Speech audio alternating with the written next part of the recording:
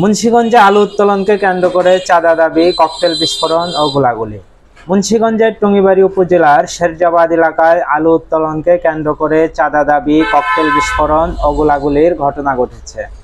আলু উত্তোলনকে কেন্দ্র করে মুন্সিগঞ্জ সদর উপজেলার মোল্লাকান্দি ইউনিয়নের ঢালিকান্দি এলাকার নজু সরকারের নেতৃত্বে প্রায় 20 থেকে 25 জনের একটি সশস্ত্র দল মঙ্গলবার ইফতারের সময় এই ঘটনা ঘটায়।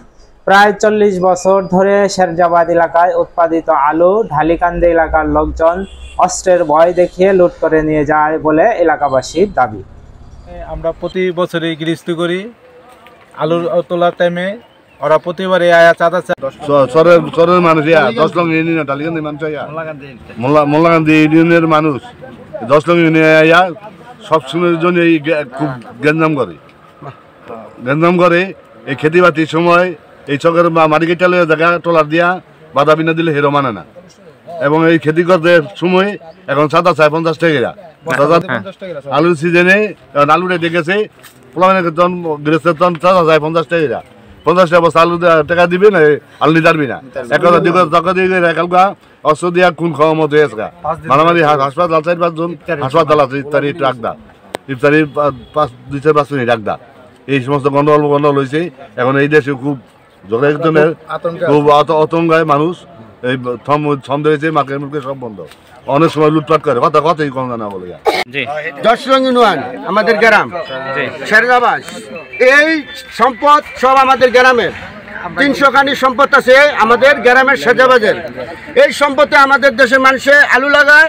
আলু লাগানোর পরে প্রতি বছরে আলু উঠানোর টাইমে তারা এসে মোল্লাকান্দির ইউনিয়ন নজু সরকারের নেতৃত্বে কিছু লোক ঢালিকান্দির ওরা আইসা অত্যাচার করে, এই ককটেল নিয়ে আসে, বন্দুক নিয়ে আসে, আলু উড়াইতে দেয় না, বলে আমাদের চাঁদা দিতে হইব 50 টাকা বস্তা পিছে চাঁদা দিতে হইব।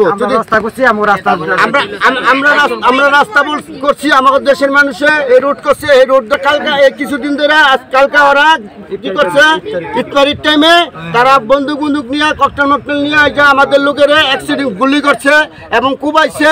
কুবানোর পরে তারা বস্তা আলুর বস্তা নিয়ে চলে গেছে, লুট করে নিয়ে গেছে, আলু নিয়ে গেছে বস্তা। নজু সরকারের নেতৃত্বে যে লোকেরা এই আছে, মানে যারা ডালিকান্দির লোক, ঠিক আছে, এগুলি করার পরে তারা বোমা টোমা মারে। তারা বেশ কিছুদিন ধরে প্রায় 40-50 বছর ধরে আমাকে তারা অত্যাচার করতেছে। আমাদের এই জমি, কৃষি জমি বর্ষাকালে ওরা জোরপূর্বভাবে কাটতে নিয়ে বিক্রি করে, মাটি বিক্রি করে, আর এই প্রতি বছরে ধান কেটে নিয়ে যায়, আলু নিয়ে যায়। অত্যাচার আমরা পুরা দিশাহারা। আর কিছু করলে আমাকে অস্ত্র নিয়ে আসে, অস্ত্র নিয়ে মারধর করে, ডর দেখায়, ককটেল নিয়ে এগুলা করে। প্রতি বছরে এগুলো ওরা করতেছে। আমাকে এই দ্বারের আলু শেরজাবাদ, আমরা গিরস, আমরা আলু খেতি করি, আমরা এই জায়গায় চাষি করি। আমাকে আলু দিই এই প্রতি বছর, আজকে না বিগত 40 বছর ধরে ওরা কি করে, একটা সিন্ডিকেট করে ওই আলু আমরা আলু উড়ামু। আলু এই যে অনেক কলস্টর বন্ধ, আলু আমরা উড়াইতে পারতাছি না। এই আলু গিলাইন উড়াইতে পারি না। আলু দিয়ে কলস্টরে নিবো, আমি কলস্টরে বন্ধ করতে গিয়া বন্ধ করে দিচ্ছি আলু দেওয়া। সন্ধ্যাবেলা কালকে আমরা ইফতারি গেছে বাগিয়া বাজার, একটা ইফতারি একটা দিছে, ওখানে আমরা গেছি। এখন থেকে উনি আমাকে এই যে 3-4 জন হাসপাতাল আছে, 2-3 জন আছে হাসপাতাল। আর আমরা টঙ্গিবাড়ি সদর হাসপাতাল। শেরজাবাদ বাড়ি আমার। আমাদের এখানে আমরা কৃষক, আমাদের আলু সমস্ত আলু ওরা এই উঠায় নিয়ে যায়। ওরা এই অবস্থা করছে কালকা, প্রতি বস্তা প্রতি 50 টাকা। আর আমাদের চাঁদা দিতে হইব। তারপরে এখন আমরা এই যে আলুর আমাদের সব আলু হ্যান্ডা কোনো আমরা আলু উঠাইতে পারতাছি না, কলস্টন সব ভরে গেল গা। অন্য ডিস্ট্রিক্টের আলু এসে কলস্টন ভরে গেছে, আমরা যাই আলু উঠামু, আলু উঠাই যাই নেমু, নিতে পারতাছি, তাকে অত্যাচারে পারতাছি না। আমরা এখন নিতে গিয়েছে, আমাকে চাঁদা দিতে হইব 50 টাকার বস্তা প্রতি। এই জন্য আমরা মানে এটা আমরা সবার কাছে জানাইতেছি, দেশবাসীর কাছে জানাইতেছি। 3-4 জন মানুষ ওরা মেডিকেলে আছে। এই শেরজাবাদ গ্রামে আমার বাপ চাচারা এই জমিগুলো চাষাবাদ করে। এখানে প্রায় 300 একর জমির মতো চাষাবাদ যোগ্য জমি আছে, যেখানে প্রতি বছর আলু চাষ করা হয়। আর এবছরও তারা সেই আলু চাষ করছে, কিন্তু এবছর আলু যখন উঠানোর সিজন হয়েছে তখন দেখা গেছে যে এই ঢালিকান্দি মুন্সিগঞ্জ সদরের নজরুল সরকারের নেতৃত্বে তার ছেলেপেলেরা আইসা চাঁদা দাবি করে আমাদের এলাকার কৃষকের কাছ থেকে। আমরা এই পর্যন্ত তাদের সাথে অনেকবার বুঝাইছি যে এটা আর কি চাঁদা চাওয়ার কিছু নাই, আমরা আমাদের এভাবে কৃষকদের আলুর দাম এবার কম, কৃষকরা এভাবে হতাশাগ্রস্তভাবে এই আলু নিয়ে বিভিন্ন চিন্তায় পতিত আছে। এর মধ্যে যদি আবার চাঁদা দেওয়া হয় তাহলে কৃষকরা এবার মাঠে কান্না করতে হবে।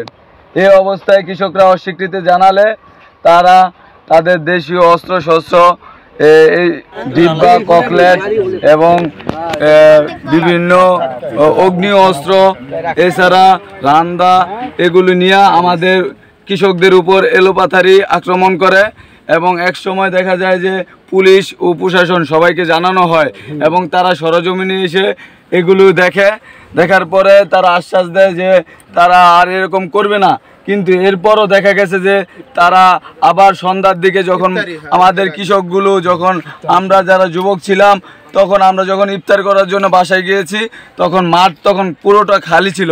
সে সময় তারা এলাকা তাদের গ্রুপ থেকে নজরুলের সরকারের নেতৃত্বে এখানে 20 থেকে 40 জন ছেলে এসে আমাদের বস্তাগুলো লুট করার নিয়েতে তারা আসে এবং আমাদের ফোন করাতে আমরা হাতে গোনা 10-12 জন এখানে আমরা দৌড়ে আসার পরে দেখি তাদের হাতে অগ্নি অস্ত্রগুলো, বিশেষ করে সেগুলো হয়তো এই থানা লুটের অস্ত্রগুলো, সেই অস্ত্র দিয়ে আমাদেরকে আমরা একদম নিরস্ত্র ছিলাম, খালি হাতে ছিলাম, আমাদেরকে এলোপাথারি গুলি করে আমাদের তিনজন লোক আমাদের এলাকার তারা টঙ্গিবাড়িতে আছে হাসপাতাল আর একজন গুরুতরভাবে আহত আছে সদর হাসপাতালে।